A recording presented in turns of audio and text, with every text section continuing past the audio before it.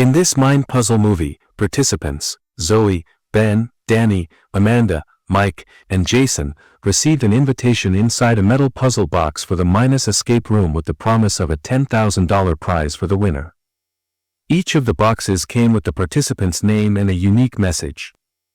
At the venue, they all arrived one after the other. At the reception, their phones were collected as the game rules. Each participant was given a tag with their name on it. But Danny managed to sneak in his phone. In the waiting room, they started getting to know each other. They shared their personal stories of how they received their invitation box and were curious about how the game would go. Ben wants to go get a smoke but mistakenly breaks the door handle. This seems off as he didn't even apply much force on it. Danny says they were already in the escape room and they need to search for a clue, a number or anything to figure a way out. Together, they all began to search the room to see what they could find. They all seemed to see different things, but Zoe saw a number written on a book and decided to try it, unknowingly triggering the heating system. Now trouble is creeping in gradually and they have less time to find a way out of the room before it gets worse. With curiosity to find a way out, they opened the receptionist's door with the key Zoe found, only to realize a doll has been speaking pre-recorded words all along. This deepens their fears the more. Every time they thought they had found a clue, it only made things worse, increasing the room's temperature and closing all the air vents. Everyone was now scared for their lives as the heat increased. The room turned red as the temperature kept rising. Zoe found the right clue by pressing a button on the table opening an escape duct. They were relieved. One by one they planned to escape using the duct, but the 6 buttons had to be pressed down to keep the duct open. They filled their glasses with water to hold the buttons down.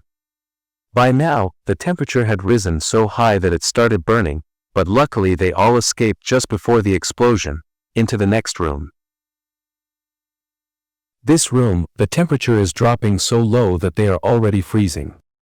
Realizing they're walking on an ice floor with water beneath, they are getting used to it already as they all spread out in search of any clue to get out of the room before it freezes them to death. Mike found a fishing rod, Zoe found a magnetic hook. Together they use it to drag out an ice cube carrying the key for their escape. But here, escape is never always easy. To get the key out, they need heat to melt the ice on the cube. Hey Ben, we need your lighter. They call out to Ben for his lighter, but he throws it on the floor. Danny goes to get it, but he falls into the cold water. Everyone is in panic as Danny is being swept away by the current. Amanda wanted to go after him, but she's stopped by Jason saying it's too dangerous. She wouldn't make it back to the hole even if she finds Danny. Everyone turned to Ben, blaming and accusing him for Danny's death, asking him to explain since he's the one standing next to him. But Jason interrupted them to stay focused on getting out the key instead of pushing blames. They surround the ice cube with their body heat, melting it gradually. Finally, the key was out. Jason rushed to open the door, but the exit to the next room was actually behind them. They all ran towards the door as the ice floor started to break apart. Into the ball pool room. The room was chaotic, as everything was upside down. Mike takes the telephone, unknowingly triggering a discomforting high-frequency sound followed by background home music. Suddenly, the floor falls off. Ben rushed to grab Mike to stop him from falling. Amanda climbed up to find a clue. She found a lock that needs a 4-digit code. Zoe noticed the room was a giant sliding puzzle and started solving it. Zoe managed to solve the puzzle. Together, they tried combining numbers based on the colors and numbers on the balls. But instead it triggered something else. The floor kept collapsing. Zoe gets it right. She tells Amanda to enter the code in reverse since the room was upside down. The room is upside down, so the code might be too. Yeah. Finally, she unlocked the safe and retrieved the key ball.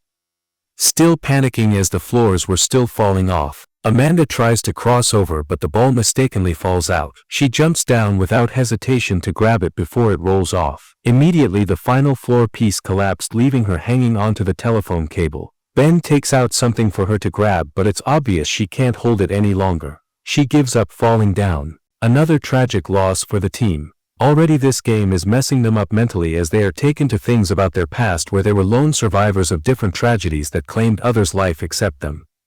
They began to realize they were carefully selected for this game for a reason and that the people behind this knew everything about their past. They knew everything about us. Tension grew stronger as a countdown timer started. Toxic gas was about to be released. They had to find a solution before suffocating. Jason tried to raise Mike's heartbeat thinking it was the solution, but nothing happened. Instead, Mike is unconscious, not breathing. Zoe, furious, started smashing all the cameras because they were being watched. Ben begged her to stop, but she wouldn't listen. The countdown ended. Toxic gas is released.